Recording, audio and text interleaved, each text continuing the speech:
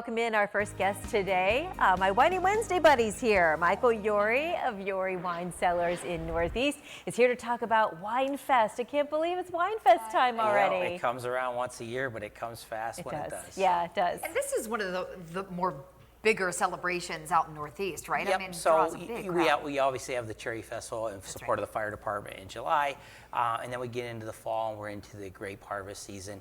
Right now, if you came out the Northeast, you can smell the grapes in the air currently.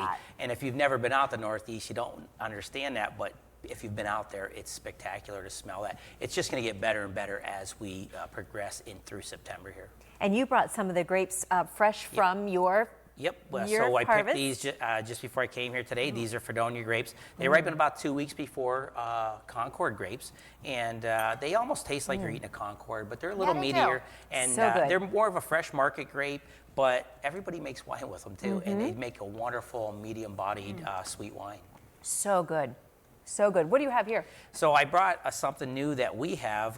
We grow these grapes, and we were a little heavy on them. So I'm like, all right, well, let's try to blend it together and make a bourbon barrel aged red. So this is actually a bourbon barrel aged red that I thought I would bring and showcase.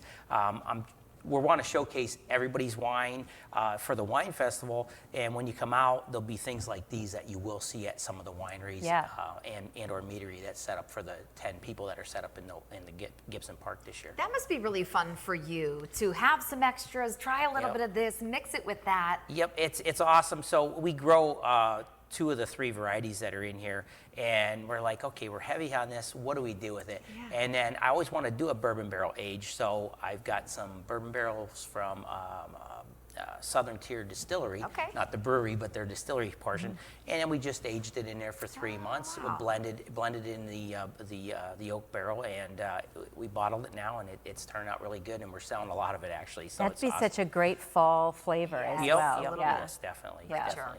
So you'll be there obviously for Wine Fest. What are there? 10 So wineries there'll be in 10 total wine. I think it's 9 wineries, 1 distillery. Ironstone.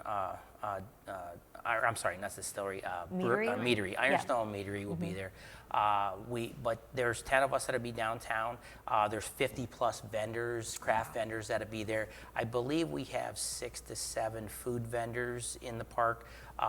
So we have a full venue. It's in the Gibson Park. It's not in both parks like it had been prior COVID, but it's just as much entertainment, just as many wineries, and just as much fun. It's nice to have everything right in one spot too. Yes, You and what's don't awesome feel like you're about missing it, out. you're downtown and you can enjoy the restaurants and the other Right. shops along with that. So by having it downtown, we bring the whole community together, and it does really well doing that. Yeah. How many people do you typically see in a There Wine could Fest be weekend? anywhere between 20 and 40,000 people. I know that's a big, broad thing, but but- you know, when we first started our first year, I believe we hit that 40,000 number our first year, going back 6 years ago or whatever.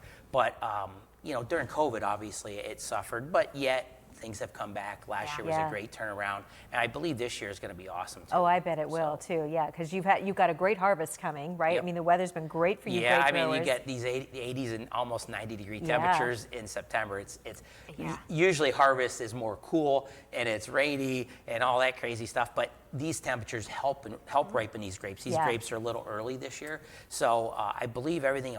If we keep temperatures like this, things are going to come in early, and I think the big harvest like Welch's, I think they start around the 16th of September, 12th, 16th, somewhere in there. So once they start processing, we astronomically crazy with the smells and down. But I love the Wine Fest because it's like you get everybody in the boots Yeah. and the fall Flannel- hats the and flannel the flannels shirts, are out, and everybody just loves to embrace it and head outside. Also, they have a 5K bike race on Saturday. Lots cool. They have our 5K race on Saturday. They have a bicycle race on Friday and Saturday.